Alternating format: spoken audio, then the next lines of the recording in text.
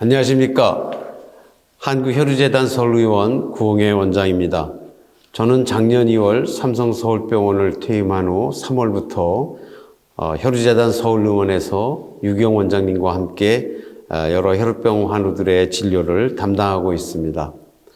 오늘 세미나를 통해서 여러 환우분들과 가족분들께 인사드릴 수 있게 되었습니다. 반갑습니다. 매년 저희 재단에서는 환우의 가족들의 건강한 삶을 위하여 혈우병 세미나를 진행하고 있습니다. 이번 세미나에서는 8인자의 포괄적 접근, 혈우병 환자에서 만성 C형 간염의 치료, 그리고 불안장애 등 총 3개의 강의를 준비하였습니다. 저희가 준비한 강의가 환우분들과 가족분들에게 도움이 되길 바라며 항상 건강하시기를 기원합니다. 그럼 먼저 제 강의를 시작하도록 하겠습니다. 제가 오늘 준비한 내용은 8인자의 포괄적 접근입니다. 쉽게 말해서 8인자 제재의 최근 새로운 측면에 대해서 간략하게 말씀드리고자 합니다. 혈우병 A 환자의 치료 옵션 중에 하나인 8인자에서 지혈 기능 외에 새로운 역할들이 발견이 되었습니다.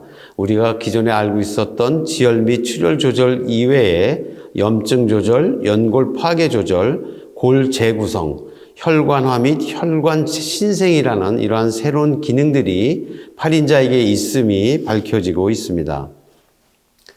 그런데 저희 혈우병 A 환자분들은 신체 활동의 빈도도 작고 또 신체 활동의 강도도 약하기 때문에 여러 가지 복부 비만, 고혈압, 그리고 낮은 골밀도와 이에 따른 골다공증, 골감소증 같은 것이 잘 생길 수 있고 또한 심혈관 질환 및 대사증후군에 잘 이완되는 이런 만성적인 건강 문제를 가지고 있습니다. 이렇게 출혈 이외의 만성 건강 문제를 우리가 어떻게 대처해야 하는가 하는 것을 오늘 중점적으로 말씀을 드리겠습니다. 먼저 8인자는 혈우병 환자에게 어떤 역할을 할까요? 여러 가지 지금 치료 옵션에 있는 8인자 제재가 있고 보시는 바처럼 최근에 출시된 비응고인자 제재도 있습니다. 이러한 치료 제재 모두 전 제품 연간 자연 출혈률 0%를 달성하여 출혈의 방지 면에서는 훌륭한 효과를 보이고 있습니다. 아까 전에 말씀드린 대로 이러한 출혈 이외에 우리가 더 고려해야 될 사항은 무엇이 있을까요? 그러한 것을 알아보기 위하여 8인자의 역할을 한번 알아보겠습니다. 우리가 아는 8인자 역할 중에 가장 큰 것은 지혈의 역할이죠. 이러한 8인자의 지혈 역할이 8인자가 결핍되면서 지혈이 되지 않고 출혈이 되는 이런 문제가 가장 큰 것입니다. 이러한 8인자의 지혈 기능 이외에 최근 알려진 것들 중에 골밀도를 유지하는 기능이 있고 이것이 8인자가 결핍이 되게 되면 골 형성의 불균형으로 인한 골밀도 감소 그리고 골절 등으로 이어질 수 있겠습니다. 또한 혈관 신생 및 혈관 구조 정상화를 조절하는 새로운 기능이 알려졌는데 이러한 기능이 있음에도 혈액응고인자가 이렇게 8인자가 부족하게 되면 혈관 내막 손상 같은 이러한 문제를 초래하게 됩니다. 결국 이 8인자의 결핍은 출혈의 문제를 뿐만 아니라 이런 출혈 예방에서 여러 가지 골, 관절, 혈관 이런 데의 문제점까지 개선하는 방향으로 더 나아가야 하겠습니다. 혈우병 A 환자에서 가장 합병증은 여러분 잘 아시는 바와 마찬가지로 혈우병성 관절병증입니다. 이 관절 내에는 활액이라고 하는 윤활유 같은 액체가 있어서 이 관절의 윤활 기능을 하고 있는데요. 이러한 이 활액과 그 활액을 둘러싸고 있는 활액막에 외상이나 염증으로 인해서 자극을 받으면 관절이 붓고 굽히거나 펴는 관절 운동이 제한이 되게 되는 활액막염이 생기게 됩니다. 대개 관절을 자유롭게 움직이지 못하고 통증이 이제 동반이 됩니다. 이런 그 활액 막염이 있으면서 출혈이 있고 이렇게 출혈이 반복이 되면 철분이 관절에 누적이 되어서 염증이 생기고 염증이 생기면 다시 또 출혈이 생기고 출혈이 생기면 또 철분이 관절에 침착이 되고 이런 악순환을 계속 악순환이 되면서 반복되고 결과적으로는 연골의 파괴를 초래하게 되는 것이죠. 이렇게 동일한 관절에 반복적으로 출혈이 일어나서 생기면서 시간이 지남에 따라 연골과 관절막의 파괴로 이어지는 것을 우리는 혈우병성 관절병증이라고 합니다. 이것은 영구적이고 되돌릴 수 없는 관절 손상이고 우리 혈우병 환우들이 가장 무서워하고 가장 싫어하는 가장 흔한 합병증이기도 합니다. 이건 이제 쥐 실험의 결과인데요. 이렇게 출혈 후 지혈하지 않은 관절에는 이렇게 초록색으로 보이는 석회화가 진행됨을 우리가 볼 수 있고, 이렇게 지혈이 안 되는 관절에서 볼 수 있는 석회화가 있지만, 만약에 출혈이 있은 후에 팔인자를 투여해서 출혈이 조절이 되면, 건강한 옆에 보이는 출혈이 없는 건강한 관절처럼 석회화가 진행이 되지 않는 것을 알 수 있습니다. 즉, 출혈이 일어나지 않는 관절과 또 출혈 후 팔인자를 투여한 관절에서는 이런 석회화가 진행되지 않으면서 정상적인 관절의 기능을 유지할 수 있게 되겠습니다. 즉, 이런 출혈이 일어나지 않도록 하는 것과 또 출혈이 일어났을 때 팔인자 제제를 적절하게 투여해서 정상 관절처럼 관절 운동을 할 수 있게 만드는 것이 중요하다고 하겠습니다. 그러면 이런 출혈이 일어나는 내 관절 상태는 어떻게 검사할 수 있을까요? 혈우병 관절 건강 점수라는 HJHS라는 것이 있습니다. 이것은 어린이나 성인에게 모두 적용이 가능하고 특별한 장비나 시설이 필요하지 않습니다. 그렇지만 MRI나 초음파보다 민감도는 낮고 시각적으로 관절병증이 뚜렷하지 않을 때는 잘 감지하지 못하는 단점이 있겠습니다. 반면에 엑스선 촬영은 낮은 비용으로 쉽게 이용이 가능하지만 대개 중등증이나 중증 등 심각한 관절병증이 어느 정도 일어난 상황에서는 그 변화를 알아보기가 쉽겠습니다. 반면에 초기에는 알아보지 못하는 단점이 있겠습니다.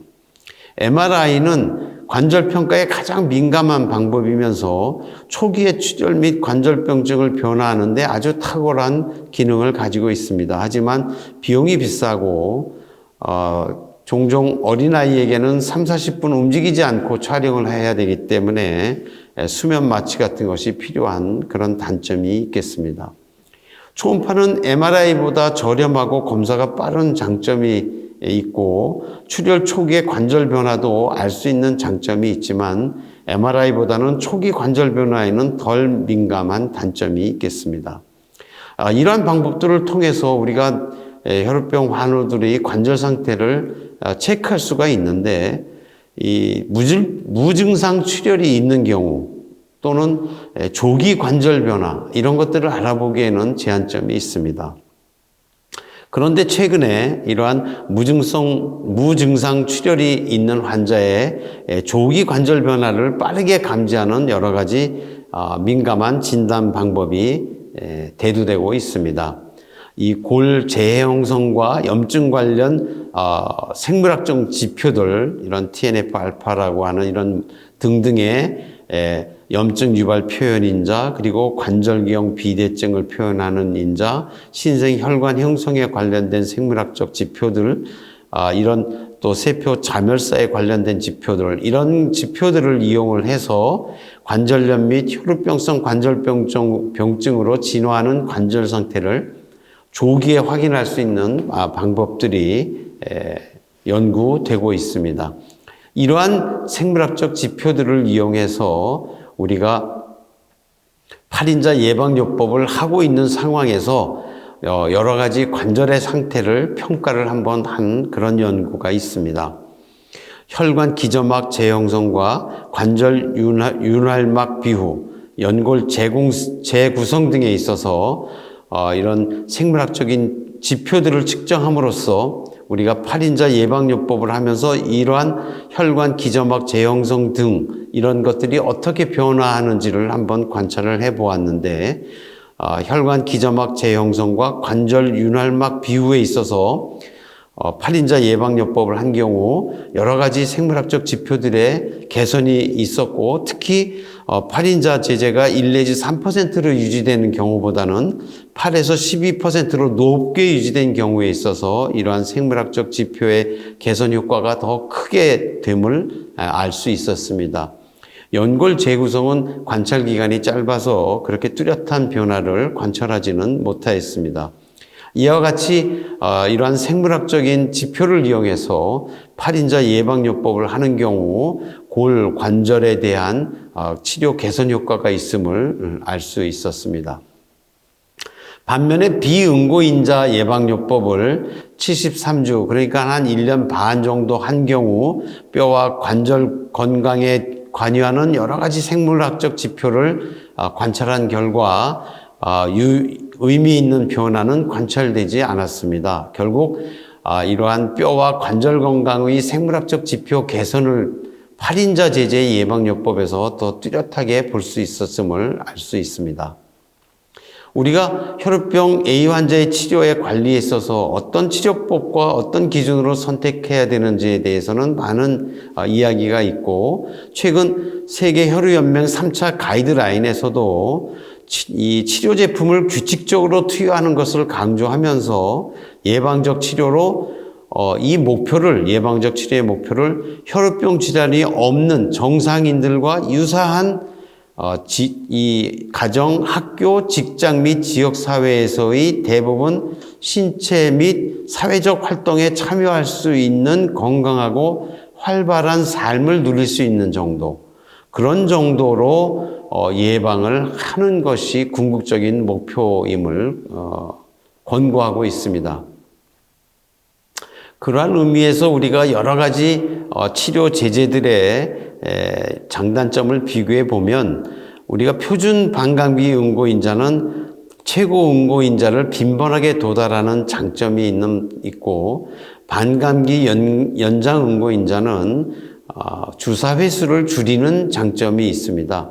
비응고인자는 피하로 투여하는 장점이 있는 반면에 최고 농도로 올라가지는 못하고 좀 낮은 농도로 유지되는 문제가 있겠습니다.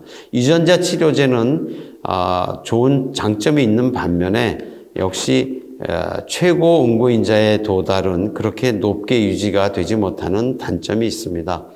이러한 각 치료 제제의 장단점을 고려하고 투여 후 8인자 최고 응고인자의 레벨 얼마큼 올라가는지, 그리고 투여 후 얼마까지 내려가는지, 이런 것들을 고려해서 여러 환자분 몸에 들어간 이러한 치료 제제가 그 몸속에서 어떻게 움직이면서 약물 동력학적인 변화를 가져오는지, 이런 PK라고 하는 그 데이터, 그리고 환자분 개개인의 신체 활동 수준과 라이프 스타일, 누구는 축구를 많이 하고 누구는 그냥 일상적인 걷는 운동만 하는, 이런 여러 가지 신체 활동의 수준과 라이프 스타일이 다른 것을 고려해야 되고, 나이와 몸무게는 기본이 되겠습니다.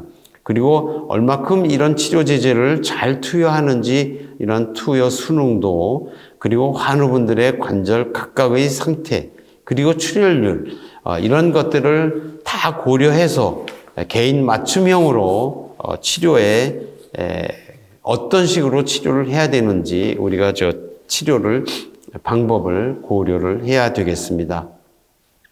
이상 8인자 제제의 치료에 대해서 새로운 측면에 대해서 말씀을 드리면서 개인형 맞춤 치료에 대해서 말씀을 드렸습니다. 새해에도 혈우병 관리를 잘 하셔서 더욱 건강하신 모습으로 가족과 함께 사랑과 행복이 가득한 2024년 새해가 되시기를 빕니다. 저희 한국혈우재단 직원 모두는 늘 혈우병 환우분들의 혈우병 관리를 여러분 주변에서, 근처에서 늘 열렬히 응원하고 있습니다. 여러분들의 활기찬 혈우병 관리를 응원합니다. 화이팅!